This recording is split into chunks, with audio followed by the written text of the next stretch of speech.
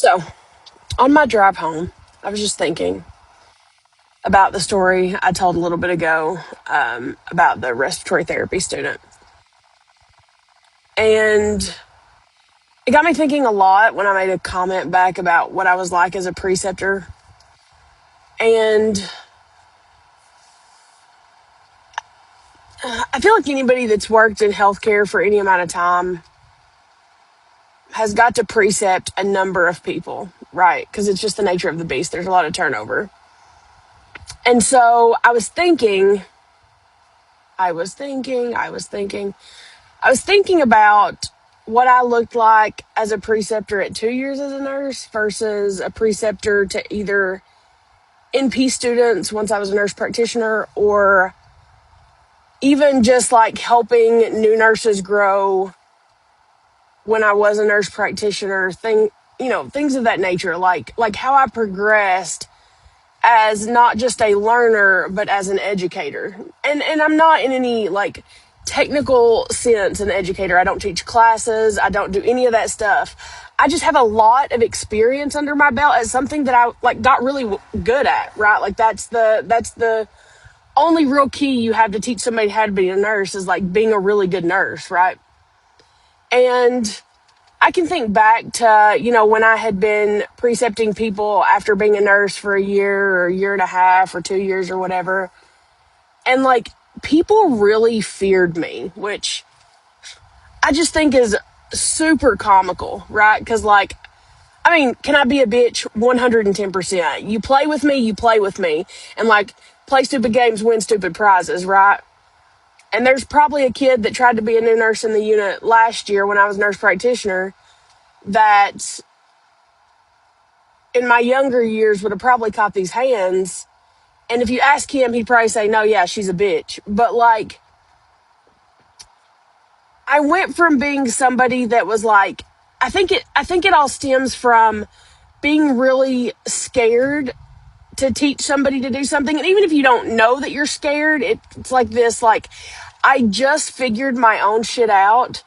And here I am expected to teach somebody how to do this job when I know the preceptors I had been nurses for a minute and they were really great nurses, right? And like, it was really hard to try to be sure that I, fulfilled that role. And I think even without being able to identify that was the problem, that was ultimately the problem, right?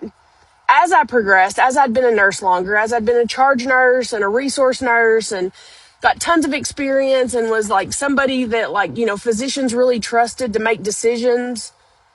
I think it gets easier to just share that knowledge as opposed to feel.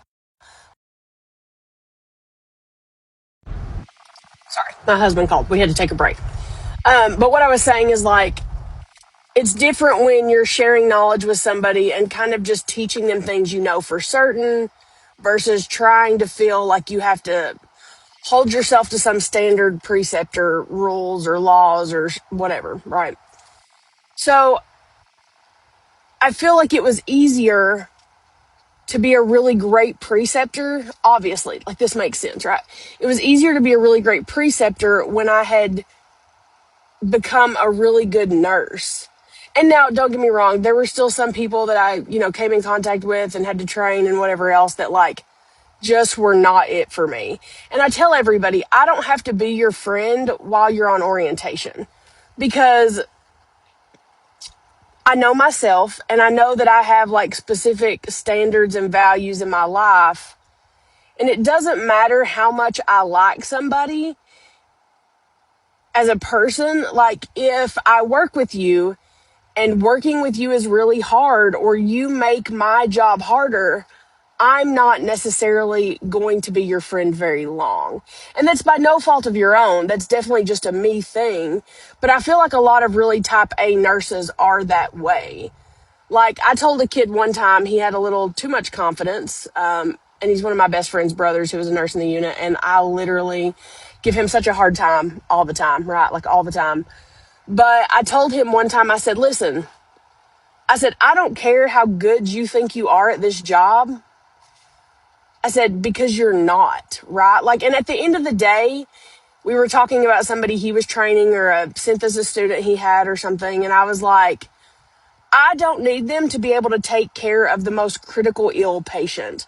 I don't need them to be the superstar of CRT or knowing ACLS protocol. A good, specifically ICU nurse, I need you to be able to come in off orientation, and we only got 12 weeks when I started, so I know they were getting more than that, after that, but like I need you week 1 off orientation to be able to come to the hospital and take 2 very stable ICU patients and manage them without a whole lot of intervention. Right? Like, do you need the experience of all the super critically ill patients or the one-on-ones or the two-on-ones or like whatever else? Absolutely. Everybody needs that, right? But those are things that like I feel like are very short-sighted when we say, oh, by week 8, these people need to be getting the critical patients or whatever. Like, I literally would walk into huddle and look at people and be like, no, we're changing this assignment. Like, my person comes off orientation in 3 weeks. They're not getting a singled CRT patient on drips again. Like, that's not what's happening because that's easy. Every ICU nurse in the world will tell you one singled critically ill patient is 1,000,000% easier to take care of than a busy pair, right? Like, that's just the way it works. So I would come in and I'd say, okay, if you want them to take that CRT patient, then pair it with somebody. Pair it with somebody that doesn't need a ton of intervention, but, even just another stable ICU patient on top of a sick patient is a good learning opportunity for somebody that's getting ready to have to fight their own battles on their own. And that's not saying that people in the ICU won't help you or you won't have your team, but like it makes it so much easier when you've been trained to have really good time management, really good priority management, really good assessment skills to do your job. Because at the end of the day, I know I can take care of the sickest patient they roll in.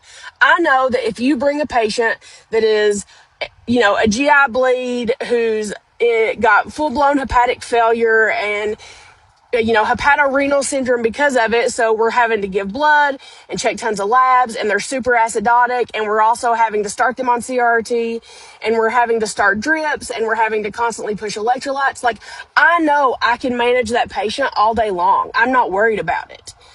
The problem comes in when you, as the newer nurse, the less experienced nurse, come in and take that patient, but can't do that all by yourself.